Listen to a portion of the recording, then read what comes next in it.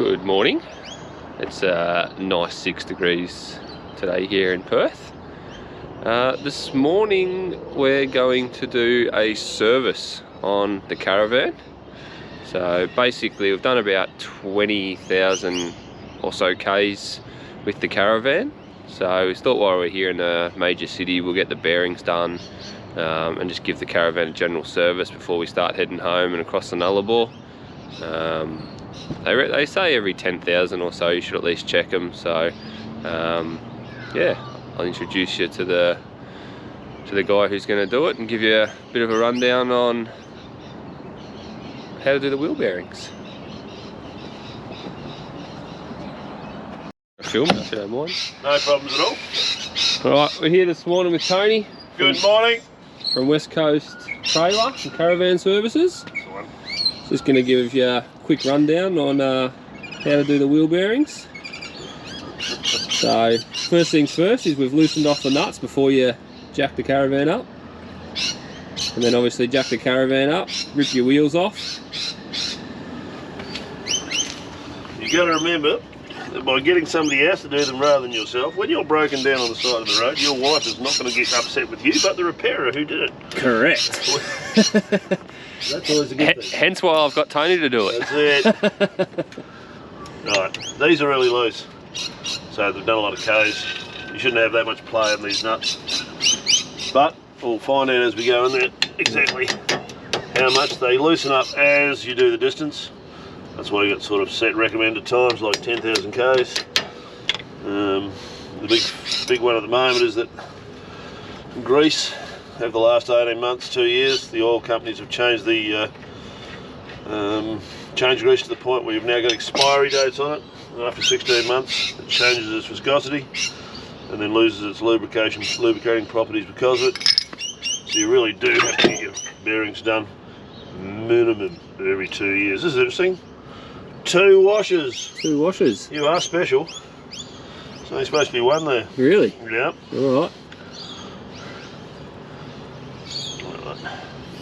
These are parallel bearings, which means the bearing on the outside is the same size as the bearing on the inside. It gives you overall more weight carrying capabilities.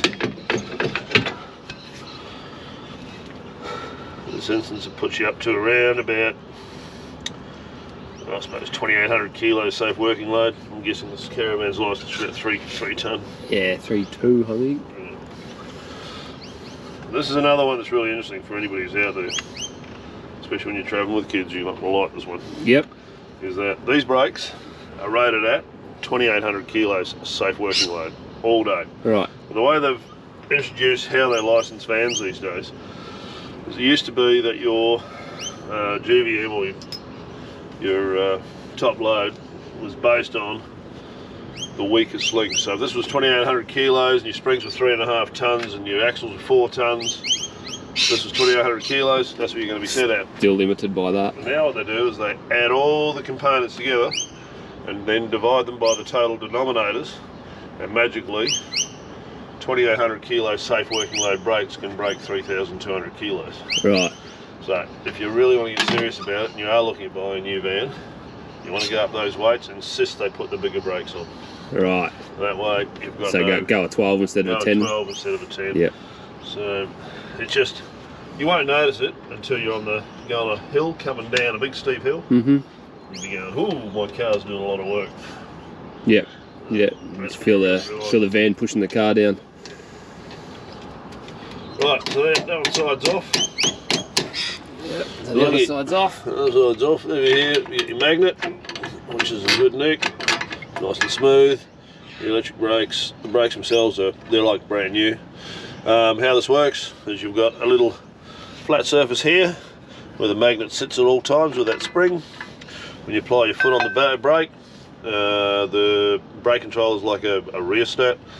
It sends a certain amount of voltage through the magnet, energizes, sticks to the outside, and then pulls that back. You can see how that actuates. Yep. And that's all there is to electric brakes. Yeah, right. Nothing fancy about it. There you go. Simplest way, been around for many moons.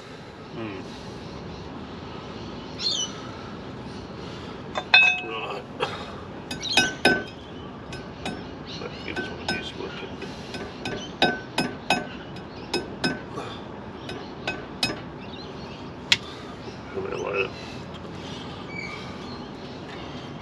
castle nut. So Tony's just pulled out the pin. Run. And then undo the nut.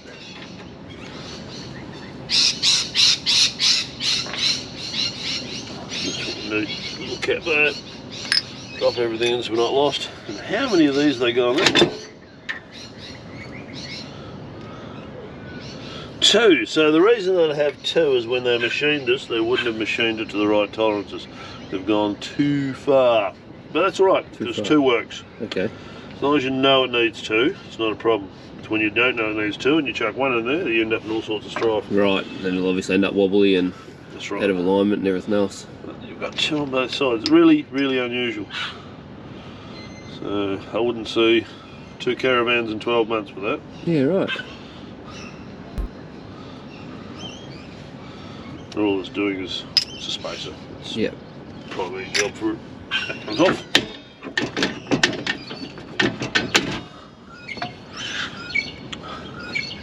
Then you're checking your brakes. Brakes are brand new.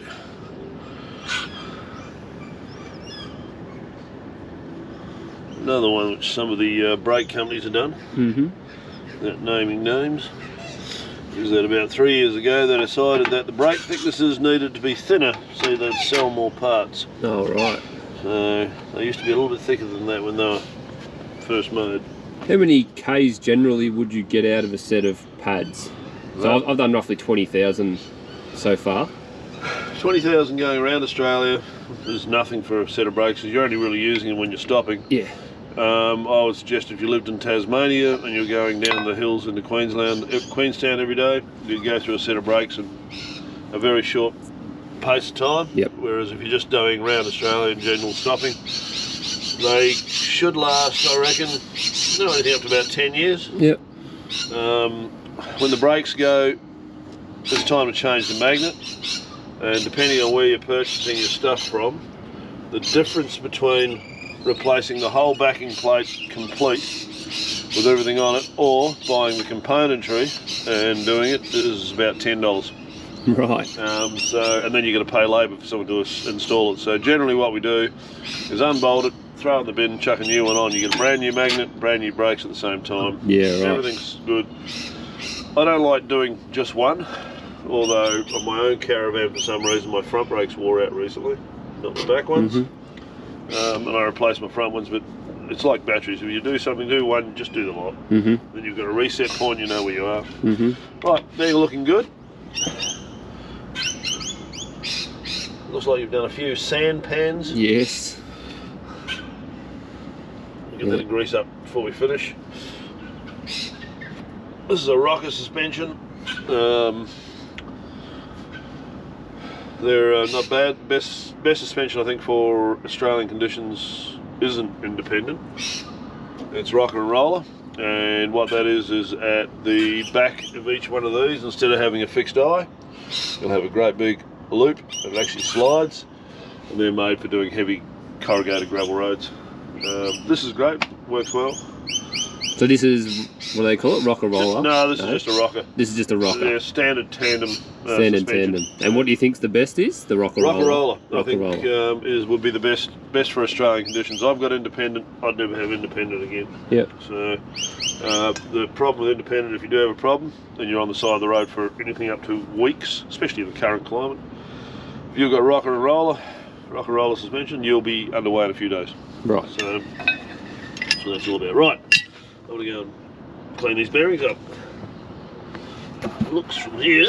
Now, when you're doing, if you ever do your Caravan, do the left-hand side first, and the reason being is this is the side that sits on the shoulder of the road, and if you're going to see any damage to bearings or tyres, it's always going to be on the left-hand side first. So that way you know if you're going to be changing out a full set of bearings, or you're just going to be washing them out. So looking at these, I'd say just be washing them out and getting everything going. Cool. What we've got there is the other side of the bearing. Right, so what Tony's just done is he's got his little punch from the inside and just punched the bearings down and out. What we are going to do today is change these lip seals. As you can see, I don't know if you can see it, it's raised up on your dirt. Yeah. What's happened is grease has managed to pass through and the seals are stuffed. Which I think is the go. We'll give them a wee clean up and have a better look. Yeah. But if you don't know what you're doing, change the seals. Change the seals. I'll try to wash those out and have a look. We might better clean them up. Yeah. So Tony reckons the bearings are in really good condition. So basically we're just going to re-grease those and put them back in. And then we might just change the seal after we clean it up. Have a look at it. And that's the bearing and the seal on the inside of the hub. Right, washing bearings purely with kerosene. It's a nice kerosene tub. We'll go in there. That dissolves the grease down. And away you go. You can tell a stuffed bearing by how much brass is prevalent or being able to be seen. It's it looks like a dull gold wedding ring. Right. You can see that. Change your bearings. Change your bearings. It doesn't mean it's getting stuffed, it means they are stuffed. So once it gets down to brass, the white hardened steels come off the outside. They tend to wear very, very quickly. Brass is such a soft steel. This is another reason why you get somebody to do it. It's disgusting job. Yeah. Dirty work.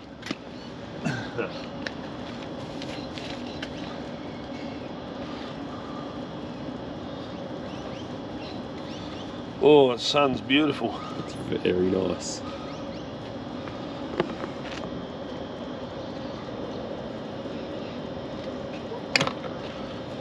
Still a bit fresh, but we've got the sun shining. It's a nice clear morning. Says it was 6 degrees earlier. Felt like 3. And Tony's in shorts and a t-shirt. Shorts and t-shirt. You can tell he's been hanging for the sunshine. Worst bit is I left a lovely warm wood fire this morning to get here. I bet you that would have been hard. It was. It was.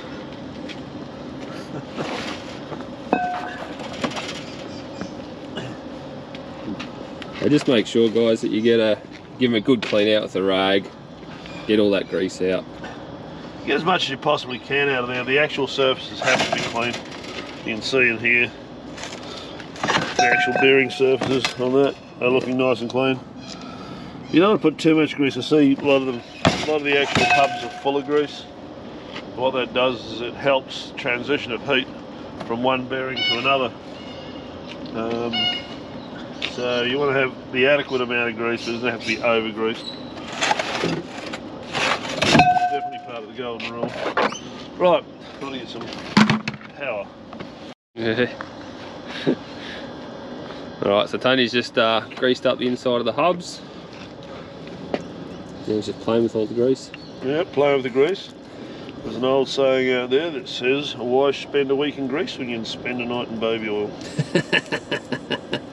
Here I am spending an entire week in grease yet again. That's what the weekend's for, isn't it? That's exactly right. That's right. So what we're doing here is packing the bearings. I should explain myself. I'll show you with a clean one, because then you'll be able to see it straight away. But it's the how to pack a bearing. It's method to the madness. Method to the madness is the most important thing of the whole job. If you get this wrong, you're gonna end up with hot spots. Right. You can get bearing packers, but bearing packers can't tell you if you've managed to fill the races. Each one of these here is a little roller bearing all the way around, and there's a space in between. What you're trying to do is fill that space with grease. In slow motion, if we push it, you might see the grease is starting to come through there. It'll actually bead in the shape of... Yeah, you can see it pushing out the top. See that it's pushing out the top? When you get a nice amount in there, look at that. See that? That's what you're looking for, that pattern. 3 nice fat little bits. And that tells me that that bearing is full. And when you start doing it a bit quicker, you see how fast it happens. Yeah, right. Now you can use a what do they call them? Packing tools. I know government workshops that have banned them, and in my own industry they banned them, because you can never tell whether or not It's your fully bearing packed is or actually not. fully packed. Yeah. So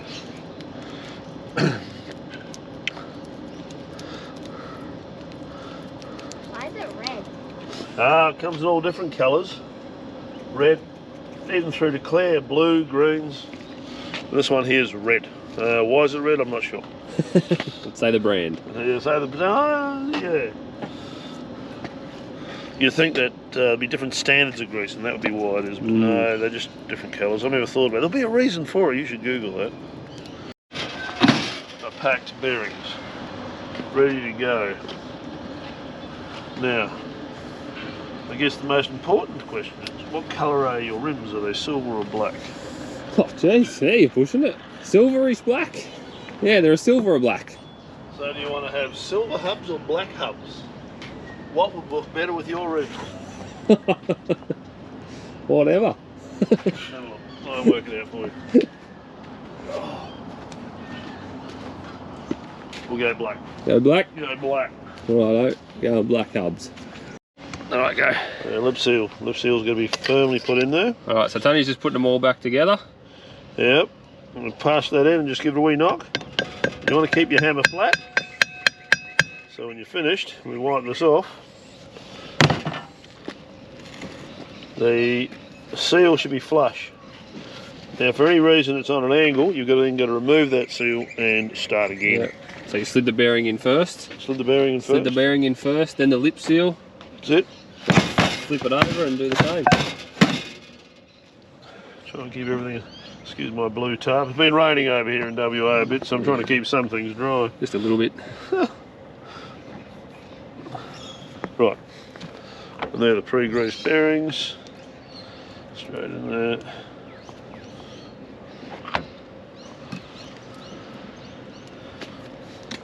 You're ready to fight another day. That's it. Away she goes. Cup in your cone. And the cup is the one that wears out. They just go straight on.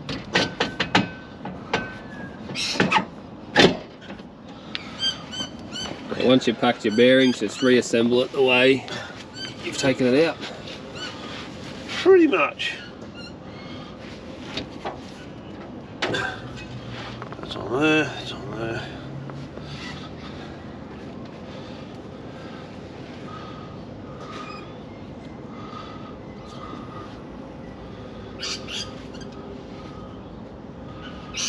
Bearings can be quite forgiving, but you do not want to over tighten.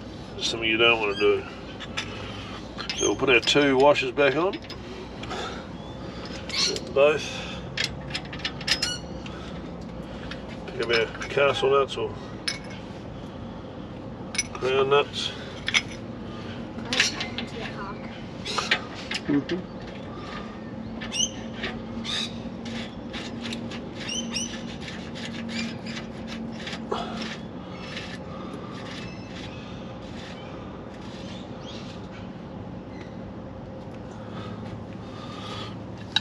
This is where I earn my money. It's the only part you do. Getting this right. It's a bit loose at the moment still. Years of experience on tipping. There is. Thought, Tony, how tight you actually do up your nuts. You have to do them at like so tight. So, there's a thing called preload. And what that means is that you want to make sure that the bearing at the back is pressed up against the face properly. So what we do is we over tighten them. Do this to both. We're working with two at the same time. Over tighten them. Now if you go 100 k's on that, your axle's going to burn off. Then excuse the noise.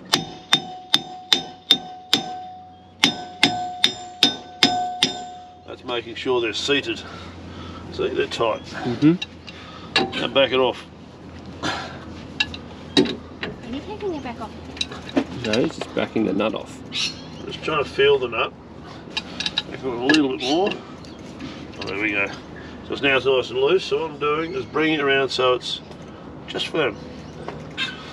Now these, you've only got one hole. which are running through this way. Some of them you'll have 2, which gives you a quarter hole adjustment if you need it. Right. So, oopsie daisy, off that again. These can't be loose. So, that's to there. So you get a split pin.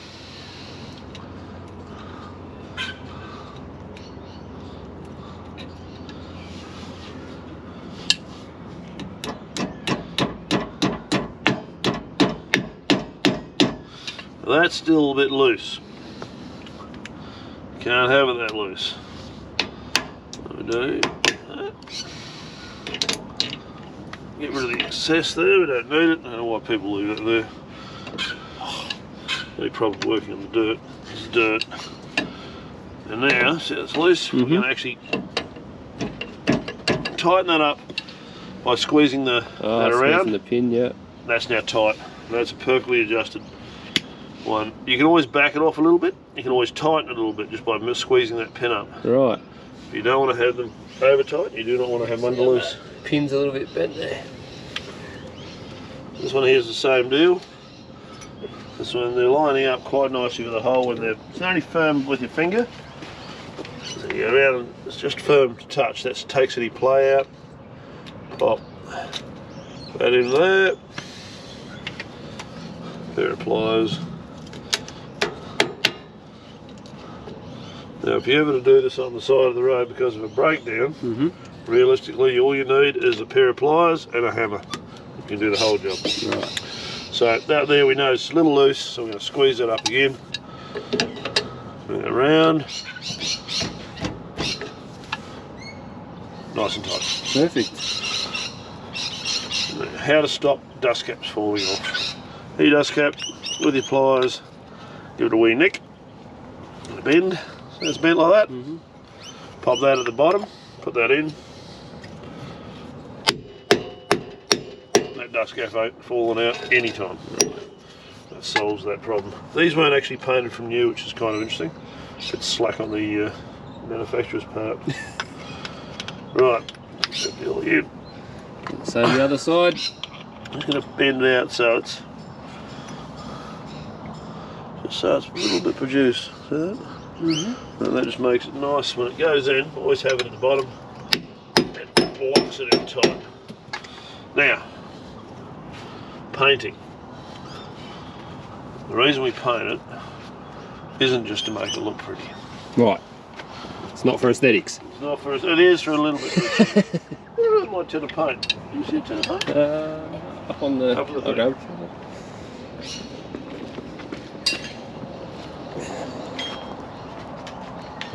So, thank you very much, sir. Now, the reason we do painting is that if you have a hot spot in your bearing, it will burn this paint off in a certain way.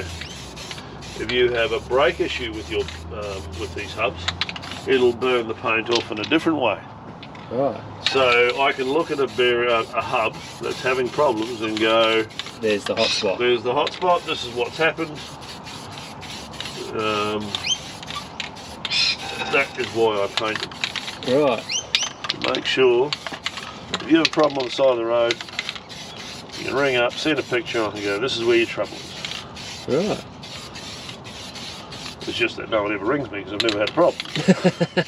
Which is what we want. Especially when we're about to head across the Nullarbor. Exactly right. Never had anybody ring me, but that's why you do it. That's why you do it.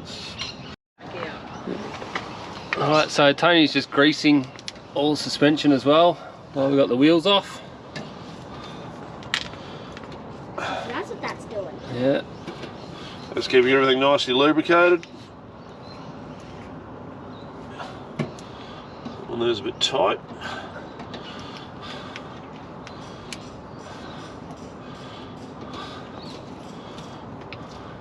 It's not.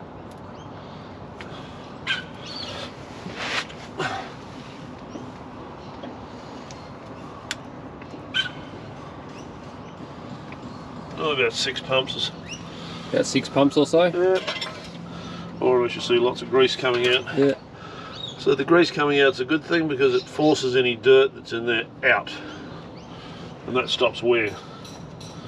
what you primarily do it, I suppose, apart from lubrication. Right, just clearing stuff out.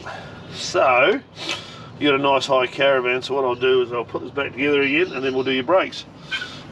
Now, this here is the softest kind of Loctite.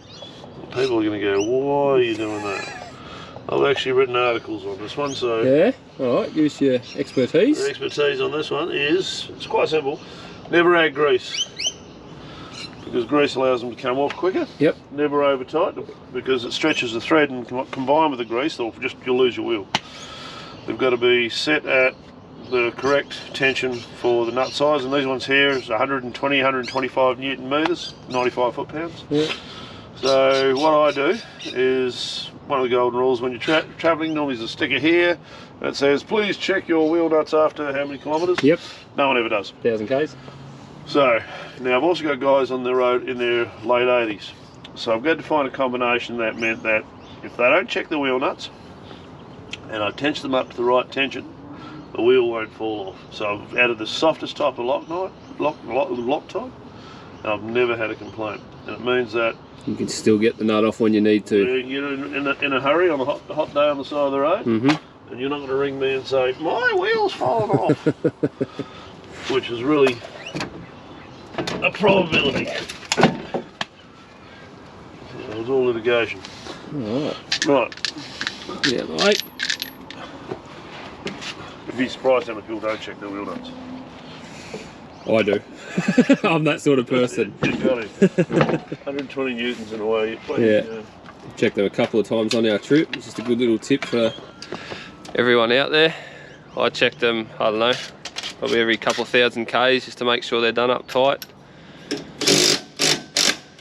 And when we had a flat tyre at one stage, that was in Kununurra, changed the wheel and then checked everything again. The rattle gun takes them to 95 newtons, or about 90, 95 newtons.